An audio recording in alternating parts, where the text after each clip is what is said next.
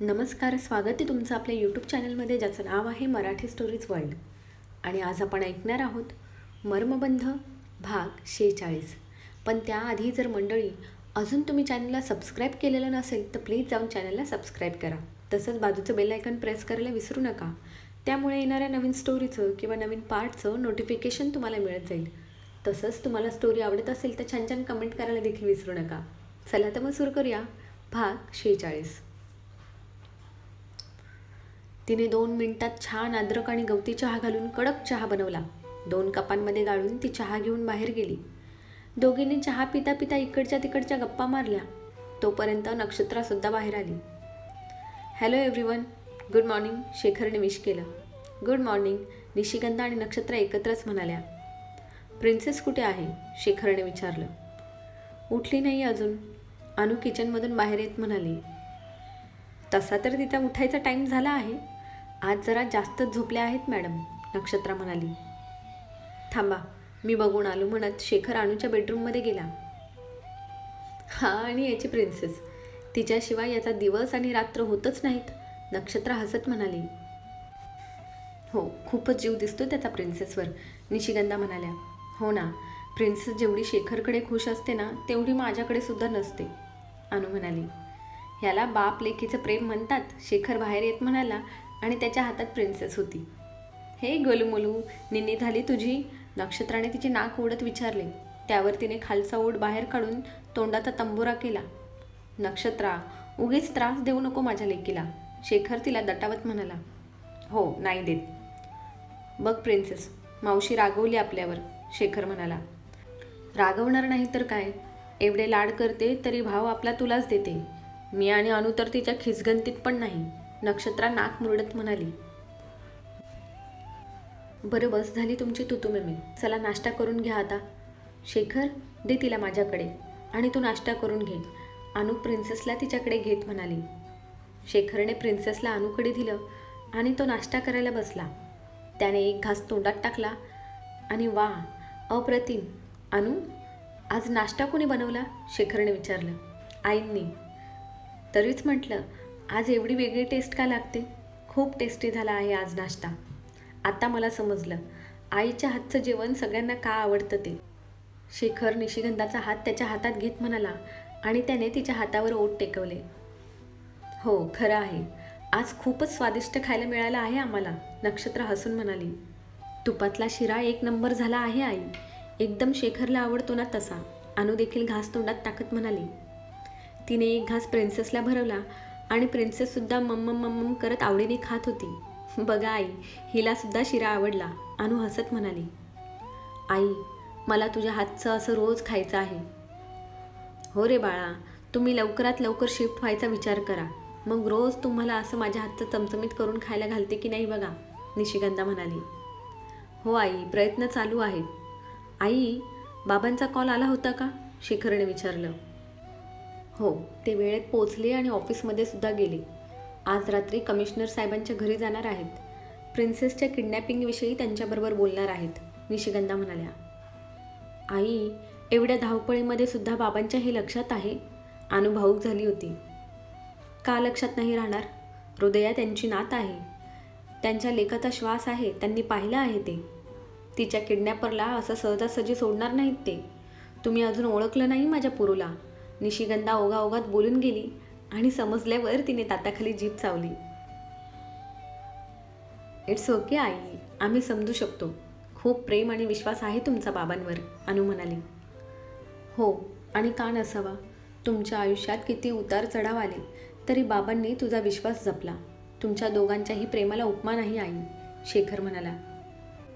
हो, ते आहेच शेखर.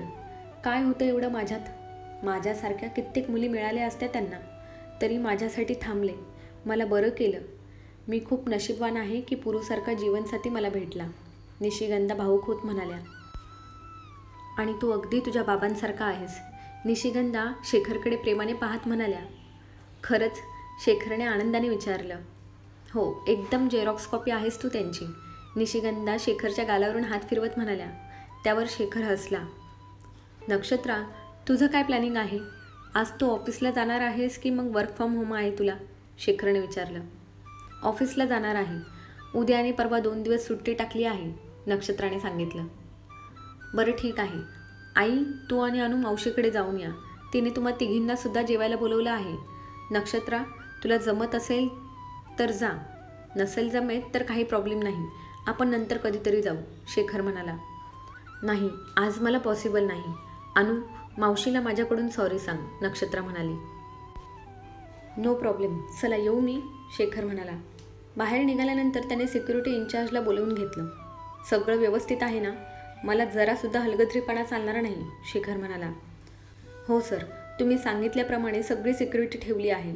तुम्ही काही काळजी करू नका, सिक्युरिटी इन्चार्ज म्हणाला. ओके. शेखरने डोळ्यावर गॉगल चढवला आणि तो गाडीमध्ये जाऊन बसला. अनुच्या मोबाईलवर अनमोलचा कॉल आला होता. हॅलो वहिनी, काय करत आहेस? अनमोलने विचारलं. काही नाही, प्रिन्सेसचं ममम चालू आहे, तिला भरवत आहे, अनुने सांगितलं. ओके, तुमचं कधीपर्यंत आवरेल? म्हणजे तसं मी तुम्हाला न्यायला येते. अगं तुझंच घर आहे, कधीही ये. आम्ही काय रेडीच आहोत. पण नक्षत्र येणार नाही, तिला ऑफिस आहे, अनुने सांगितलं. ठीक आहे, मग मी अर्ध्या तासात येते. कॉलेजवरून येता येता तुम्हाला पिक करते, अनमोल म्हणाली. ओके डन, चालेल, अनु म्हणाली आणि तिने कॉल कट केला.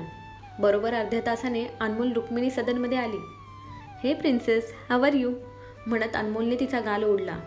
तसं तिने खालचा ओठ बाहेर काढला. ए, तू रडू नको प्रिन्सेस, प्लीज तू रडू नकोस. मी फक्त तुझे लाड करत होते ना. तुला माहीत आहे मी कोण आहे? अनमोल तिच्यासमोर बसत म्हणाली. त्यावर प्रिन्सेस फक्त मम्मा डॅडा बडबडत होती. नाही, मी तुझी आत्तू आहे, अनमोल म्हणाली आणि त्यावरती प्रिन्सेस फक्त हसली. लब्बाड, सगळं कळतं तुला, मुद्दाम त्रास देतेस ना, अनमोल तिला उचलून घेत म्हणाली. प्रिन्सेस मात्र तिच्या कानात घातलेले टॉप्स हात लावून निरखत होती. अरे वा, तुमची तर फ्रेंडशिप झाली, अनु हसत म्हणाली. हो मग, आमची फ्रेंडशिप तर कालच झाली, हो ना प्रिन्सेस, अनमोल तिचं नाक ओढत म्हणाली. अनु, प्रिन्सेस आणि निशिगंधा अनमोलबरोबर निघाल्या आणि काही वेळातच त्या अनमोल विलावर पोचल्या. या, मी केव्हाची वाट पाहत होती तुमची, सुनंदा म्हणाल्या. सॉरी, मलाच जरा उशीर झाला कॉलेजमध्ये, अनमोल म्हणाली. तुम्ही उभ्या का? बसा ना. महादू, पाणी घेऊन ये, सुनंदाने महादू काकांना सांगितलं. आई दिसत नाहीत, निशिगंधाने विचारलं. अगं इथेच बसल्या होत्या, आत्ताच वरती गेल्या आहेत. थांब, मी बोलावते. त्या सांगून गेल्या आहेत मला तुम्ही आलात की आवाज द्यायला, सुनंदा म्हणाल्या. आणि अजिंक्य भाऊजी आणि प्रिया, अनुने विचारलं. दोघेही ऑफिसला. परत 2 दिवस ऑफिसला सुट्टी होईल ना, सुनंदाने सांगितलं. हो ते तर आहेच, भाऊजीसुद्धा ऑफिसलाच असतील, निशिगंधा म्हणाल्या. आई, मी आले फ्रेश होऊन, अनमोल म्हणाली. हो, आणि येता येता दादीला पण घेऊन ये, सुनंदाने सांगितलं. ओके, अनमोल म्हणाली आणि तिच्या रूमकडे गेली. थोड्याच वेळात अनमोल आणि दादी पण त्यांच्याबरोबर गप्पांमध्ये सहभागी झाल्या. प्रिन्सेस मध्ये मध्ये स्वतःचे लाड करून घेत होती. रमत गमत सगळ्यांनी जेवण केलं आणि त्यांची लिस्ट बनवायला सुरुवात केली. सगळ्यांची लिस्ट बनवून झाल्यावर त्यांनी प्रिया आणि नक्षत्राला सुद्धा व्हिडिओ कॉल करून त्यांची शॉपिंगची लिस्ट बनवली. चला, मोठं काम तर झालं आपलं, सुनंदा म्हणाल्या. मावशी, आम्ही निघू का आता? बराच वेळ झाला आहे, शेखर यायची वेळसुद्धा झाली आहे, अनुने विचारलं. हो ठीक आहे, उद्या किती वाजता निघायचं ते मी फोन करून सांगते तुम्हाला, सुनंदा म्हणाल्या. सगळ्यांचा निरोप घेऊन त्या निघाल्या. रात्रीचं जेवण करून शेखर सवयीप्रमाणे प्रिन्सेसला गुड नाईट विश करायला अनुच्या रूममध्ये गेला. अनुने नुकतंच प्रिन्सेसला झोपवलं होतं. शेखरने प्रिन्सेसच्या कपाळावरती ओठ टेकवले, तिला गुड नाईट विश केलं. अनु, तू नाराज नाहीस ना, शेखरने तिला जवळ घेत विचारलं. तिने मानेनेच नाही म्हटलं. मग बोलत का नाहीस आणि चेहरा का उतरला आहे तुझा, शेखरने विचारलं. तुझ्याशिवाय करमणार नाही मला शेखर, अनु रडक्या आवाजात म्हणाली. अनु, फक्त एकाच दिवसाचा प्रश्न आहे, फार फार तर एखादा दिवस वाढेल. मला काम नसतं तर मी नक्की आलो असतो. प्लीज अनु, समजून घे ना, शेखर तोंड बारीक करत म्हणाला. ठीक आहे, पण प्लीज जमलं तर नक्की ट्राय कर, तुझ्याशिवाय माझं मन लागणार नाही, अनु म्हणाली. हो बरं, चल झोपून घे, सकाळी लवकर उठायचं आहे ना. शेखरने अलगद तिच्या कपाळावर ओठ टेकवले आणि तिला गुड नाईट विश करून तो त्याच्या रूमकडे निघून गेला. सकाळी बरोबर 6 वाजता अजिंक्य, मनीष आणि त्यांची पूर्ण गँग रुक्मिणी सदनवर हजर झाली होती. सुजितला एक केस होती म्हणून तो येणार नव्हता. चंदनसुद्धा बिझी होता. निशांत, अनमोल, सुनंदा आणि निशिगंधा एका गाडीत बसल्या होत्या. दुसऱ्या गाडीत अजिंक्य, प्रिया, अनु आणि प्रिन्सेस होत्या. मनीषच्या गाडीमध्ये मात्र मनीष आणि नक्षत्राच होते. त्या दोघांना एकांत मिळावा, एकमेकांशी गप्पा मारता याव्यात म्हणून अजिंक्यनेच त्यांना तसं सुचवलं होतं. शेखरचा निरोप घेऊन तिन्ही गाड्या मुंबईच्या दिशेने रवाना झाल्या. त्यांच्या मागे पुढे बॉडीगार्ड्सच्या गाड्या होत्या. अजिंक्य आणि शेखर दोघांनीही त्यांची सिक्युरिटी कामाला लावली होती. शेखर घरी एकटाच असल्याने त्याने त्याचं आवरून लवकर ऑफिस गाठलं. इकडे मजा मस्ती करत प्रवास चालू होता. सुनंदा आणि निशिगंधाच्या छान गप्पा टप्पा चालू होत्या. अनमोल मोबाईलमध्ये बिझी होती. इकडे अनु, प्रिया आणि अजिंक्य तिघेही गप्पा मारत होते. तर मनीष आणि नक्षत्रा त्यांच्या दुनियेमध्ये तल्लीन होते. बराच प्रवास झाल्यानंतर त्यांनी फ्रेश होण्यासाठी एका रेस्टॉरंटवर गाड्या थांबवल्या. प्रिया वहिनी, अनु वहिनीचा चेहरा उतरल्यासारखा नाही वाटत का? अनमोलने विचारलं. नॉर्मल दाखवण्याचा प्रयत्न करते, पण मला वाटतं ती शेखर भाऊजींना मिस करत आहे, प्रिया म्हणाली. मलाही तसंच वाटत आहे, अनमोल देखील म्हणाली. प्रियाचं बोलणं अनमोलच्या डोक्यात घुमत होतं. तिच्या खुरापती डोक्यात एक प्लॅन आला आणि तिने लगेच शेखरला फोन केला. अनमोलबरोबर बोलून शेखरलाही जरा बरं वाटलं. फ्रेश होऊन नाश्ता करून सगळे परत प्रवासाला लागले. उन्हाच्या आतमध्येच सगळे गीते हाऊसमध्ये पोचले होते. अजिंक्य आणि सुनंदाने अगोदरच घर पाहिलं होतं, पण बाकीचे सगळे मात्र घर बघून हक्काबक्का होते. मावशी, अगं हा बंगलो आहे की पॅलेस? अनमोल म्हणाली. त्यावर निशिगंधा फक्त हसली. बाबा दिसत नाहीत? नक्षत्राने विचारलं. बाबा आणि आता ह्या वेळेला? ते केव्हाच ऑफिसला पोहोचले असतील, निशिगंधा म्हणाल्या. आम्ही येणार आहे हे माहीत असूनही? अनमोलने विचारलं. हो, म्हणूनच लवकर गेले आहेत, म्हणजे संध्याकाळी लवकर येतील, निशिगंधा म्हणाली. बरं, तुम्ही सगळ्यांनी फ्रेश व्हा, तोपर्यंत मी जेवणाचं बघते. बबन, यांना यांच्या रूम दाखव, निशिगंधा म्हणाल्या. ताई, मी येते तुझ्याबरोबर. हो चल, निशिगंधा म्हणाल्या. आणि सुनंदा आणि निशिगंधा दोघीही किचनमध्ये गेल्या. सुनंदा, निशिगंधा आणि काकूने मिळून जेवण बनवलं होतं. दुपारी सगळ्यांनी मिळून जेवण केलं. मावशी, शॉपिंगचं काय प्लॅन आहे? कधी जायचं, कुठे जायचं? अजिंक्यने विचारलं. 2 मिनटं थांब. निशिगंधाने पुरुषोत्तमला कॉल केला. थोडा वेळ बोलून तिने कॉल कट केला. अजिंक्य, संध्याकाळी 7 वाजल्यापासून रात्री 11 वाजेपर्यंत मेगा मॉल बुक करून ठेवला आहे तुझ्या काकाने, म्हणजे आपल्या शॉपिंगमध्ये काहीच अडचण येणार नाही, निशिगंधा म्हणाल्या. ओ माय गॉड, बाबांनी पूर्ण मॉल बुक केला आहे? नक्षत्रा तर जवळजवळ ओरडली. अनमोलसुद्धा शॉक होऊन बघत होती. अजबच कॅरेक्टर आहे काका, शॉपिंग करायची आहे तर मॉल बुक केला. अजिंक्यसुद्धा आश्चर्यचकित झाला होता. आता एक काम करा, मस्त आराम करा, तोपर्यंत पुरुषोत्तम पण येतील, निशिगंधा म्हणाल्या. हो चालेल, सगळे एका सुरात म्हणाले. दुपारी 4च्या सुमारास पुरुषोत्तम घरी आले. कुठे आहेत आमची बच्चे कंपनी? पुरुषोत्तमने विचारलं. आराम करत आहेत. तुम्ही आलात की उठवायला सांगितलं आहे. शॉपिंगसाठी खूप एक्सायटेड आहेत मुलं, निशिगंधा त्यांची टाय लूज करत म्हणाली. तुझं आवर आणि मुलांनासुद्धा रेडी व्हायला सांग. चहा नाश्ता करून निघू आपण. जेवणसुद्धा बाहेरच करू. तुझं फेवरेट रेस्टॉरंट बुक केलं आहे मी, पुरुषोत्तम तिला मिठीत घेत म्हणाले. तुम्ही फ्रेश होऊन या, तोपर्यंत मी चहा नाश्त्याचं बघते आणि मुलांनासुद्धा आवाज देते, निशिगंधा मिठीतून बाहेर येत म्हणाली. काका, तुम्ही तर पूर्ण मॉलच बुक केलात. एकदम भारी, आवडलं आपल्याला. आमच्या लग्नाच्या शॉपिंगसाठी मी सुद्धा असंच करेल, अजिंक्य म्हणाला. हो नक्की, पुरुषोत्तम चहाचा सिप घेत म्हणाले. अनुबाळा, शेखरचा कॉल आला होता की नाही? पुरुषोत्तमने विचारलं. हो बाबा, आत्ताच येऊन गेला त्यांचा कॉल, अनुने सांगितलं. शेखरने सुद्धा यायला हवं होतं. बरं जाऊ दे, आपण शार्प 6:30 वाजता निघू, म्हणजे वेळेत मॉलमध्ये पोचू, काय? पुरुषोत्तम म्हणाले. हो बाबा, अनुने मान डोलवली. नक्षत्रा, तुला जे काही पाहिजे ना, बिनधास्त घ्यायचं, लाजायचं अजिबात नाही. माझ्या लेकीची एंगेजमेंट आहे, तिला हवं ते सगळं मिळालं पाहिजे, पुरुषोत्तम म्हणाले. हो बाबा, नक्षत्रानेही मान डोलवली. सगळे 7 वाजता मॉलमध्ये पोचले होते. सगळ्यात अगोदर नक्षत्राची शॉपिंग, मग मनीषची शॉपिंग करायची असं ठरलं होतं. नक्षत्रा, हा लेंगा बघ कसा वाटतोय ते, अनु म्हणाली. माझ्या मते हा रंग तुझ्यावर जास्त छान दिसेल, अनमोलने दुसरा लेंगा पुढे केला. ही डिझाईन खूपच सुंदर आहे, प्रिया म्हणाली. मनीष, तू सांग ना, कुठला लेंगा माझ्यावर जास्त छान दिसेल, नक्षत्राने मनीषला विचारलं. तू तर कुठल्याही ड्रेसमध्ये छानच दिसतेस, मनीष म्हणाला आणि ती गोड लाजली.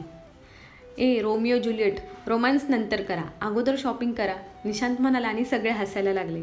आई आई म्हणत नक्षत्रा निशिगंधाच्या कुशीत शिरली. नक्षत्रा, एक काम कर, जे जे ड्रेस तुला आवडतील ना ते सर्व ट्राय कर, पुरुषोत्तम म्हणाले. हो तसंच कर, प्रिया देखील म्हणाली. नक्षत्राने एक एक करत बरेच ड्रेस ट्राय केले आणि त्यातून तिच्या आवडीचे 2 लेंगे घेतले. बाबा, एकच बस झाला, 2 कशाला हवेत, नक्षत्रा म्हणाली. एक एक्स्ट्रा असू द्यावा, पुरुषोत्तम म्हणाले. पण बाबा ह्याची किंमत तर बघा, प्लीज, मला नाही वाटत उगीच एक्स्ट्रा खर्च करावा म्हणून, नक्षत्रा म्हणाली. तुला मी मगाशी सुद्धा सांगितलं आहे, खर्चाची चिंता अजिबात करायची नाही. त्यासाठी तुझा बाप आणि भाऊ आहे, समजलं, पुरुषोत्तम तिला खोटं खोटं रागवत म्हणाले. त्यावर तिने फक्त मान हलवली. आता वेळ होती मनीषच्या शॉपिंगची. त्याने निशांत आणि अजिंक्यच्या मदतीने त्याच्यासाठी 2 जोधपुरी सूट घेतले आणि मग सगळे ज्वेलरीची शॉपिंग करायला निघाले. पुरुषोत्तम आणि निशिगंधा जी ज्वेलरी काढत होते ते पाहून तर नक्षत्राला अटॅक यायचाच बाकी होता. अगोदरच लाखोचे कपडे आणि आता डायरेक्ट रिअल डायमंडची ज्वेलरी पाहून तिचे डोळे मोठे झाले होते. बाबा प्लीज, माझ्याकडून हे नाही होणार, माझ्यासाठी गोल्ड ज्वेलरी बरी, मला नको हे डायमंड, नक्षत्रा म्हणाली. तू पुन्हा सुरू झालीस, पुरुषोत्तम म्हणाले. बाबा, आई, प्लीज ना, मला तुमचा आशीर्वाद पाहिजे, तुमचं प्रेम पाहिजे, हे सर्व नको मला याची सवय नाही, नक्षत्राचे डोळे भरले होते. हो बाबा, नक्षत्रा बरोबर बोलत आहे, आम्हाला हे दागिने महागडे कपडे नको, फक्त तुमचं प्रेम हवं आहे, मनीषसुद्धा म्हणाला. अरे मग हे सुद्धा आमचं प्रेमच आहे, प्रत्येक बापाला वाटतं त्याच्या मुलांना काही कमी पडू नये म्हणून, मी सुद्धा तेच करत आहे, पुरुषोत्तम म्हणाले. हो बाळांनो, आम्ही हे तुमच्यावरच्या प्रेमासाठीच करत आहोत, ह्यात दिखावा नाही, आमचं मन मोडू नका, निशिगंधा म्हणाल्या. पण आई, नक्षत्रा बोलतच होती की पुरुषोत्तमने तिला तोडलं. निशी, ह्यांना सांग, आई बाबा म्हणतात तर तसं वागा, नुसतं म्हणायला आई बाबा म्हणू नका आम्हाला. आम्ही तुमच्यामध्ये आणि शेखरमध्ये फरक करत नाही, त्यामुळे नातं मानायचं तर मनापासून माना, नाहीतर नका बोलू आम्हाला आई बाबा. पुरुषोत्तम दुखावले गेले होते आणि ते कळत होतं त्यांच्या बोलण्यावरून. सॉरी आई, सॉरी बाबा, तुम्ही म्हणाल तसंच होईल, नक्षत्रा म्हणाली. हो बाबा, आणि मलासुद्धा माफ करा, मनीष म्हणाला. ठीक आहे, पण इथून पुढे मात्र हे लक्षात असू द्या, पुरुषोत्तम म्हणाले. हो, दोघेही सोबत बोलले. आता मात्र नक्षत्रा स्वतः पुढाकार घेऊन डिझाईन फायनल करत होती. तिचे दागिने फायनल झाल्यावर निशिगंधाने अनूसाठी सुद्धा ज्वेलरी दाखवायला सांगितली. आई, माझ्याकडे अगोदरच खूप ज्वेलरी आहे, आता अजून नको, अनु म्हणाली. आता तुला वेगळं सांगावं लागेल का, निशिगंधा जरा रागात म्हणाल्या. सॉरी, अनु चेहरा बारीक करत म्हणाली. प्रिया, तुला कुठला सेट आवडतो ते बघ, निशिगंधा म्हणाल्या. मावशी, ती बोलतच होती की अजिंक्यने तिला गप्प बस म्हणून खुणावलं. आई, हा बघा कसा वाटतोय, अनुने एक नेकलेस हातात घेतला. छान आहे, तुला आवडला ना, निशिगंधाने विचारलं. हो आवडला, अनु म्हणाली. प्रिया आणि अनुसाठी सुद्धा निशिगंधाने एक एक नेकलेस सेट घेतला. अनु नेकलेस गळ्यात घालून आरशामध्ये पाहत होती आणि अचानक तिला आरशात तिच्या मागे शेखर उभा असलेला दिसला. तिने खुशीतच मागे वळून पाहिलं तर तिथे कोणीच नव्हतं. ती पुन्हा हिरमुसली आणि तिने आरशात पाहिलं. सेट छान दिसत होता. तिने कानातले सुद्धा घातले आणि पुन्हा एकदा आरशामध्ये डोकावलं तर तिला पुन्हा शेखर दिसला. तो तिला ती सुंदर दिसत आहेस असं खुणेने सांगत होता. तिच्या गालावर लाली चढली होती. शेखर, किती छळतोस रे मला. रात्री स्वप्नात तर छळतोसच, पण आता तर दिवसाही तू मला दिसायला लागला आहेस. अशाने वेडी होईल मी, अनु मनातच बडबडत होती. तिच्या चेहऱ्यावर हसू होतं.